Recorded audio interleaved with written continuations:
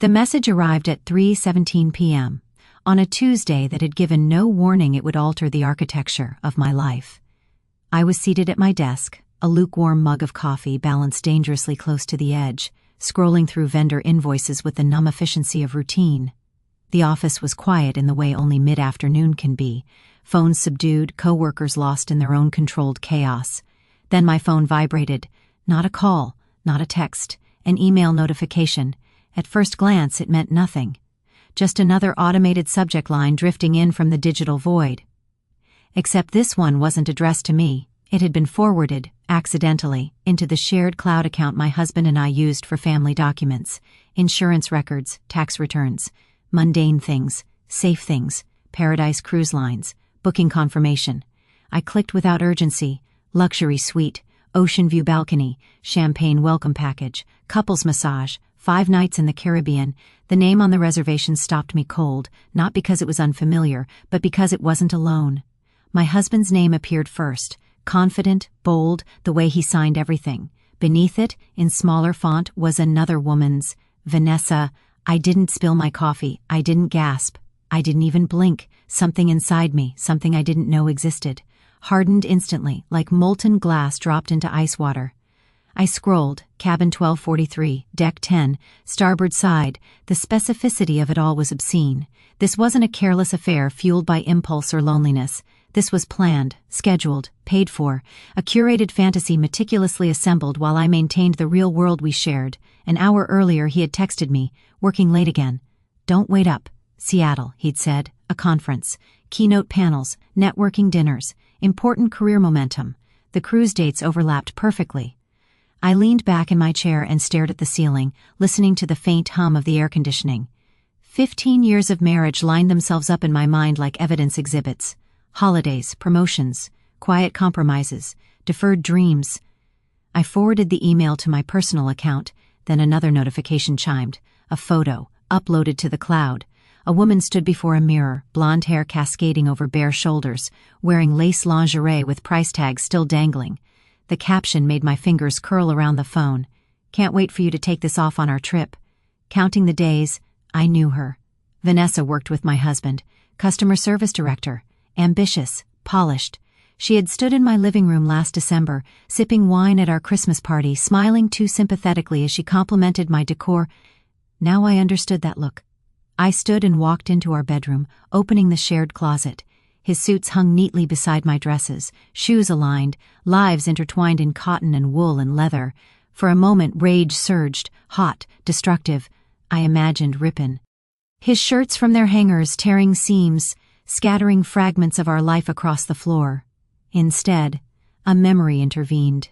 A charity gala 3 months earlier. Vanessa laughing loudly, flashing a diamond ring under crystal chandeliers, talking about her engagement, her upcoming wedding, a fiancé. I sat on the bed and opened my laptop. Her social media profile was public, blessed. Future wife. Countdown to forever, and there he was. Bradley, tech entrepreneur, clean-cut, confident smile. His feed overflowed with motivational quotes and startup milestones. One post stood out, solo trip before the wedding chaos. Time to clear my head. The dates matched the cruise. I felt something shift, not grief, not fury. Alignment. The kind that feels intentional, as if the universe has quietly moved pieces into position and stepped back to watch. I navigated to Paradise Cruise Lines, deck plans. Availability, cabin 1245. Adjacent to theirs. My credit card was already in my hand. 20 minutes later, my confirmation arrived. Then I found Bradley's business email. I typed carefully. Mr. Bradley, I believe we have something important to discuss regarding our respective partners and an upcoming Caribbean cruise. I think you deserve to know. Would you be available for coffee tomorrow? I attached the booking confirmation. I didn't cry. I waited. 3 minutes later, his reply appeared, where and when. And just like that, the story stopped being about betrayal. It became about strategy. We met the next morning in a cafe designed to make important conversations feel accidental. Glass walls, marble tables, music low enough to pretend privacy existed. I arrived early and chose a corner seat with a clear view of the entrance. Not because I was nervous, but because I wanted to watch his face when realization found him. Bradley arrived exactly on time. He was taller than I expected, posture straight, expression composed in the way men develop when they're used to rooms bending toward them. Confidence clung to him like a tailored jacket, but his eyes, those betrayed him. They found mine across the cafe, and in that instant, recognition passed between us. No introductions were needed, no pleasantries offered.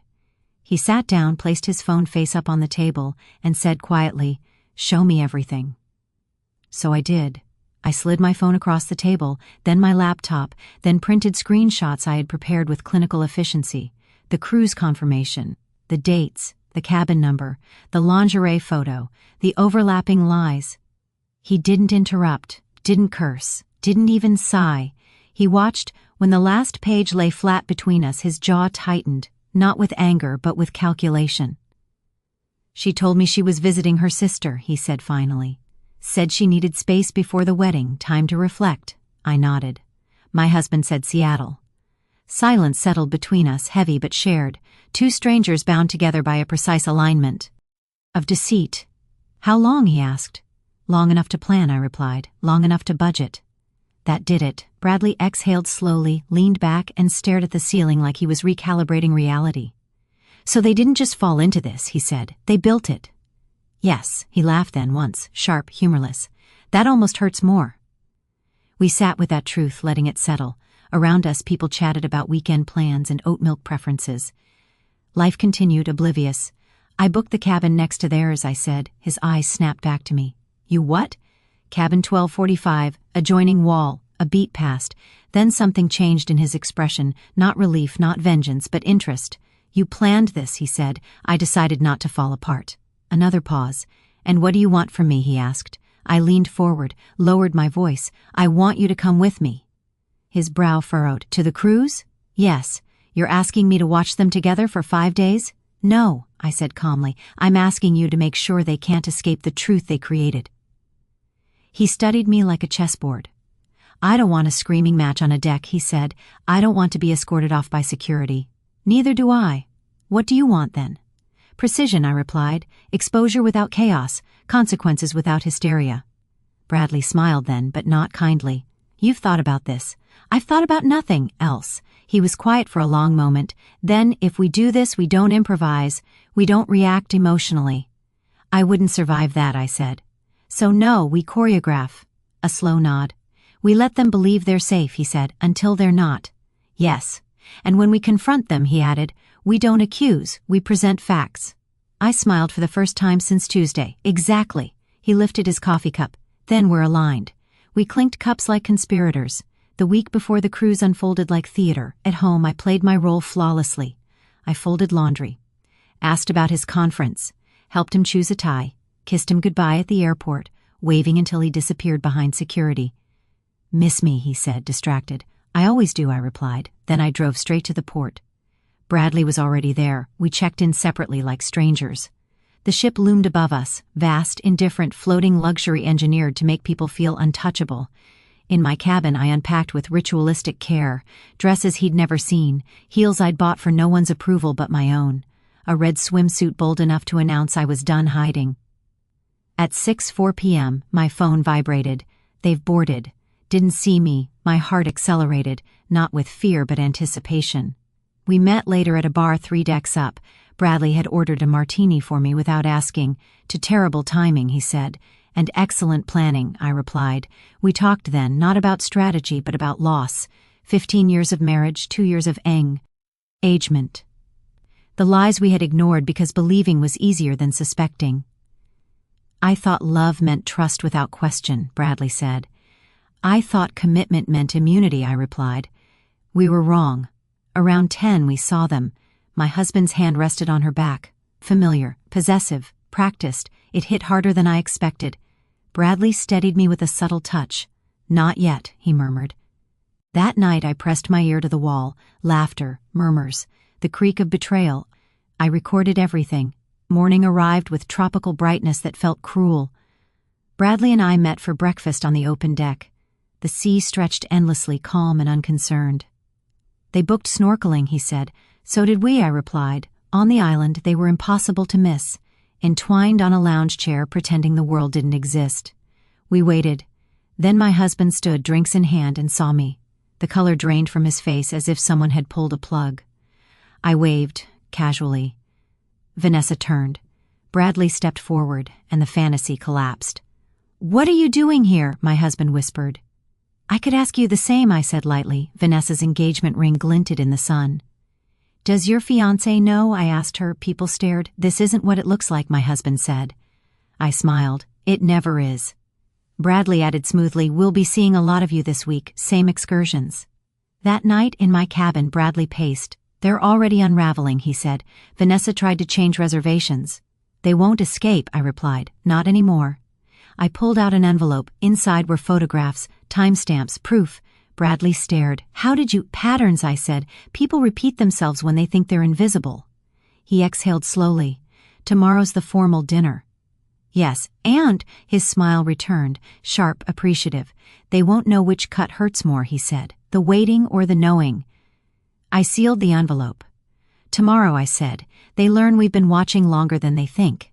The formal dinner was scheduled for 7 o'clock, but the real preparation began hours earlier.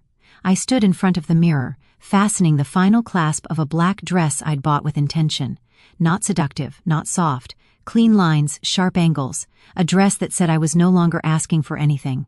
I was arriving to collect. In the adjoining cabin, I could hear movement, drawers opening, voices low and strained. No laughter tonight. The fantasy had already begun to rot. Bradley knocked softly at 6:30. He wore a tailored charcoal suit, crisp and understated. He looked like a man stepping into a boardroom, not a trap. "Ready?" he asked. "I've never been more prepared for anything in my life," I said. We entered the dining room deliberately late. They were already seated at a table for two near the windows. My husband's back stiffened the moment he saw us.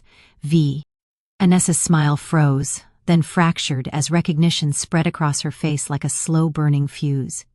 "May we join you?" I asked brightly, already pulling out a chair. Social rules are powerful things. They trapped them better than ropes ever could. Bradley unfolded his napkin, calm as a surgeon. "Beautiful evening, isn't it?" Vanessa nodded too quickly. My husband stared at the tablecloth. I flagged down a waiter. "Champagne, please. We're celebrating." My husband finally found his voice. "Celebrating what?" I reached into my clutch and placed the envelope on the table. "Consistency," I said. I opened it slowly. Photo by photo, I laid out the evidence. Caribbean, Mediterranean, Alaska, dates, times, always the same cruise line, always the same excuses. "I've always admired routine," I continued, my tone conversational. "It makes patterns so easy to track." My husband's face drained of color. "How did you get these?" he asked hoarsely. Bradley slid his own folder toward Vanessa. "And I've been reviewing our company's finances. Some interesting overlaps." Her hand shook as she reached for her glass. "That's not," she began. "Our investors disagree," Bradley said mildly. "They're very curious about your expense reports." Silence pressed in around the table, thick and suffocating. "What do you want?" my husband whispered. "For tonight?" I said. "Nothing dramatic, just dinner, maybe conversation. You could tell Bradley about your upcoming conferences." I'm sure he'd find it enlightening. They barely touched their food. Each casual comment we made landed like a blade. Not loud, not messy. Precise. When dessert arrived, I left a key card on the table. "For your awareness," I said, "we've been listening. The walls are thinner than you think." My husband's expression collapsed inward, something breaking behind his eyes. As Bradley and I stood to leave, he leaned toward me. "They're terrified." "They should be," I replied. Back in my cabin, I finally let myself sit on the bed and breathe. Not triumph, not joy, control. The next morning, the ship buzzed with cheerful oblivion. At breakfast, we didn't approach them. Instead, we laughed loudly at a central table with two couples we'd befriended the day before. Industry insiders my husband recognized instantly. "Rachel and Diana from Westbrook," I said casually as we passed their table later. "They've been trying to reach your office." My husband's cup rattled against its saucer. By midday, the small disruptions began. Their couples massage, mysteriously split into two separate appointments. Lunch reservations vanished. Shore excursions overbooked, nothing blatant, just erosion. That evening, the ship hosted a talent showcase. Bradley and I had signed up. So had my husband and Vanessa. "David and Vanessa," the cruise director announced. celebrating a special relationship milestone. Confused murmurs rippled through the audience. Bradley stood. Perhaps they'd feel more comfortable if we shared some photos first. The screen lit up, images from past cruises, text messages, dates overlapping with an engagement announcement. The room went silent. Vanessa stood abruptly. "This is unauthorized and true," I said calmly. Bradley offered me his hand. "Shall we?" We took the dance floor and performed a tango we'd practiced for days. Controlled, intimate, unapologetic. Applause thundered. My husband and Vanessa fled. That night, a commemorative photo album arrived at their cabin. Candid shots, arguments, tension, the title embossed on the cover, "When Truth Surfaces." I watched their door from down the hall. My husband's shoulders sagged as he flipped through the pages. The next morning, the ship's PA system chimed. "David and Vanessa, please report to the purser's office."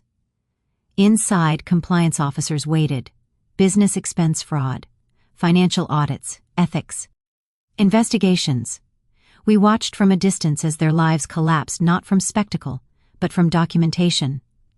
"This isn't about revenge," I said quietly to Bradley. "It's about consequences," he agreed. When they emerged, shaken and hollow, I stepped forward. "Enjoy the cruise?" I asked. My husband couldn't meet my eyes. "This is just the beginning," I told him. "When we dock, the locks will be changed. The papers are filed." Vanessa flinched as Bradley added, "Your vendors have been notified."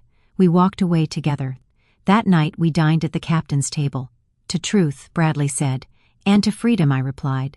The third day of the cruise dawned too bright for the wreckage it carried. Sunlight poured across the deck, glittering on the ocean as if nothing beneath it had shifted. But I felt different when I woke. Lighter, sharper. The dread that had hollowed my chest for weeks was gone, replaced by something steadier. Resolve. Through the thin wall there was no laughter anymore, no murmured endearments. Only raised voices, clipped and desperate, the sound of two people realizing that secrecy had been the glue holding them together. I dressed slowly, deliberately. Power likes to be unhurried.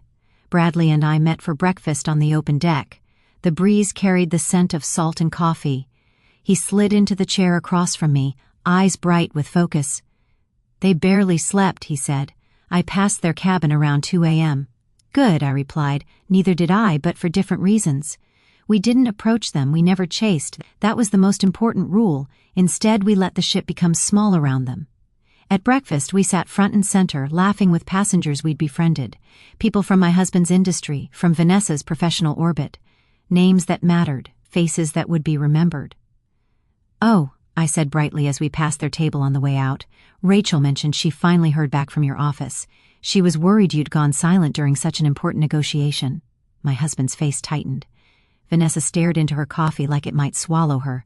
By midday, the whispers had begun. Cruise ships are floating villages. News doesn't travel, it multiplies. People noticed how often Bradley and I appeared beside them, how often they looked cornered, how often they argued in hushed, frantic tones. The romantic getaway had turned into a surveillance state. That afternoon, they tried to regain control. They skipped lunch, changed clothes, avoided common areas. I watched their movements through the ship's app, a quiet satisfaction blooming every time their plans shifted in panic. "You know," Bradley said later, leaning against the railing beside me, "they're not angry at us." "No," I agreed, "they're angry at each other." Which was exactly what we wanted. That evening, after the talent show humiliation had fully settled in, we implemented the final shipboard maneuver. While they were locked in damage control, fielding whispers, dodging glances, I arranged something special with the photography team. Cruise photographers see everything. With the right incentives, they remember everything too. The album arrived just after dinner. I watched from the end of the hallway as the steward knocked, waited, and handed over the package. I saw my husband's face when he opened it. First confusion, then recognition, then collapse. That was the moment the fantasy died completely. The next morning, the ship prepared to dock at its final port. I stood on my balcony with a cup of coffee, watching the shoreline approach. Land always changes things. It reminds people that consequences don't stay at sea. Bradley joined me minutes later. "It's happening," he said simply. The announcement echoed through the corridors. "David and Vanessa, Please report to the purser's office regarding an urgent matter with your disembarkation documents. Inside, their carefully layered lies finally met systems that didn't care about romance, expense fraud, compliance flags, investor audits. They sat across from officials who spoke in neutral tones and absolute language. No shouting, no drama, just facts. I watched my husband's shoulders fold inward as his professional identity began to crumble. I watched Vanessa's composure fracture when she realized Bradley hadn't just suspected. He had documented. "This isn't just about us," she said weakly at one point. "No," Bradley replied calmly. "It never was." When they emerged, pale and shaken, I stepped into their path. "Enjoy the cruise?" I asked. My husband looked at me then, not with anger, not with defiance, with fear. "The locks are changed," I continued. "Your things will be waiting at a hotel. The divorce papers are already filed." I turned to Vanessa. "And I hope your vendors are generous. Cancellations can be expensive." We walked away without waiting for a response. That night, our final night aboard, Bradley and I dined at the captain's table. "Two endings," he said, "and beginnings," I replied. 6 months later, I stood on a different deck, my own. The ocean stretched endlessly before my new waterfront condo, the horizon wide and unwritten. The divorce had finalized quickly, far more quickly than I'd expected. Faced with evidence and professional fallout, my husband had surrendered every negotiation point without a fight. His affair had cost him more than a marriage. Vanessa's story unraveled even further. Audits became charges. Charges became court dates. The wedding never happened. I watched seagulls arc through the sky and felt something I hadn't felt in years. Peace. The strangest thing about devastation is how quiet it becomes once the noise fades. There were no late-night arguments anymore. No shared calendars. No half-finished conversations lingering in the air. Just space. Clean, expansive, mine. I moved into the condo with a single suitcase and an unexpected sense of relief. Walls were bare, the cupboards empty, but the silence didn't feel lonely. It felt earned. The divorce finalized without theatrics. No courtroom drama, no last-minute apologies. My husband's legal team had reviewed the evidence and advised surrender. The professional consequences were already unfolding, and he couldn't afford to provoke further scrutiny. I signed the final document on a Wednesday morning, closed the folder, and walked out into sunlight that felt new. Bradley texted me that afternoon. "Landed. Still on for lunch?" We met at a pierside restaurant we'd gradually made our default. It was unpretentious, open to the water, the kind of place where conversations drift easily between trivial and profound. He stood when I arrived, smiling, not the sharp, calculating smile from the cruise, but something softer now. "The Tokyo deal closed," he said as I sat. "Investors are relieved." "Congratulations," I replied, raising my glass. "Not bad for a company that almost sank." He laughed, a real laugh. "Apparently removing a liability helps." We ate, talked about work, about projects, about the strange disorientation that follows upheaval. There was no flirtation, no blurred boundaries. What existed between us had been forged under pressure, and neither of us was careless enough to cheapen it. "Have you heard anything?" he asked eventually. "Indirectly," I said. "She took a plea deal." Bradley nodded. "Restitution, probation, her parents are covering legal fees." We didn't linger on it. Satisfaction had burned out long ago, replaced by something far more valuable, indifference. That afternoon, we walked along the waterfront, watching sailboats cut clean lines through the water. "You know," Bradley said, "sometimes I think about how close I came to marrying someone I didn't really know." "I think about how long I stayed married to someone I did know," I replied, "or thought I did." Neither statement carried bitterness anymore, just honesty. Our friendship settled into something steady. We supported each other through rebuilds, new routines, new priorities, new boundaries. He opened a regional office in my city. I launched my consulting practice, channeling years of overlooked expertise into something that was finally mine. One evening, months later, we sat on my balcony watching the sun sink into the ocean. "You ever think about that cruise?" he asked. "Less than I used to," I admitted, "but when I do, I don't feel anger." "What do you feel?" "Gratitude," I said, surprising myself, not for what they did, but for what it forced me to become. He nodded slowly. "Same." The email arrived unexpectedly, a promotional offer from the cruise line, discounted Caribbean itinerary. Holiday season. I laughed when I saw it and forwarded it to Bradley. "Fate has a sense of humor," I wrote. He replied almost immediately. "I was thinking about reclaiming it. No schemes, no plans, just travel." I stared at the message longer than I expected. Then I typed back, "As friends?" "Always," he replied. "We met for lunch a week later to talk logistics." "New Year's itinerary," he said. "Fresh calendar, clean start." I smiled. "Appropriate."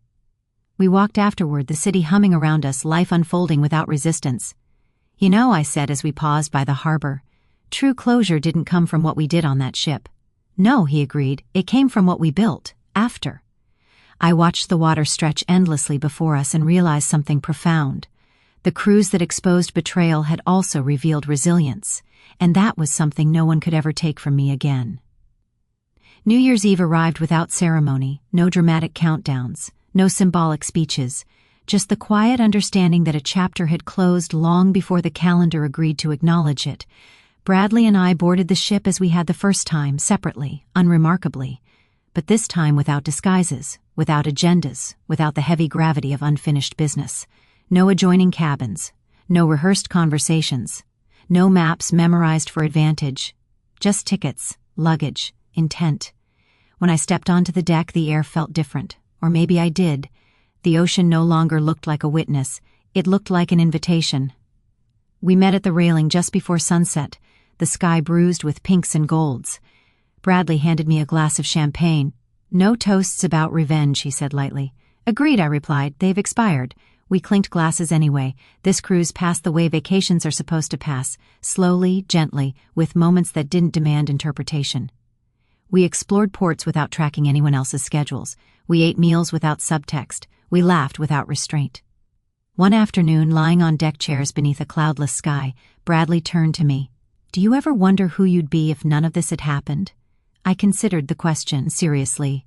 "Yes," I said, "and I don't think I'd like her as much." He smiled at that. Neither of us was rushing toward anything. No promises were made, no lines crossed. What we shared wasn't romance, it was recognition. Two people who had seen the worst of deception and chosen clarity instead. On the final night, fireworks bloomed above the water as the ship drifted just offshore. The crowd counted down together, strangers united by nothing more than time. 10, 9, 8. I felt something loosen in my chest. 3, 2, 1. Cheers erupted. Bradley turned to me. "Happy New Year." "Happy New Life," I corrected. Months later, standing once again on my condo balcony, I reflected on how thoroughly my world had rearranged itself. The betrayal that once felt like an ending now registered as a pivot point. Painful, yes, but decisive. It had stripped away illusions I'd been too careful to question and replaced them with something sturdier, choice.